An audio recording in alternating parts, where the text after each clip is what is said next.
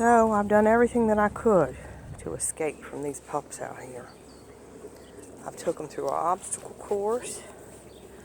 I've gotten them interested in that cat over there, and while their backs were turned, I've took off and ran and left them.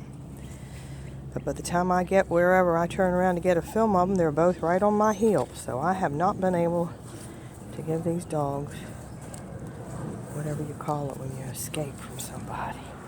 I haven't been able to escape from you two at all, have I? Nope, I've not.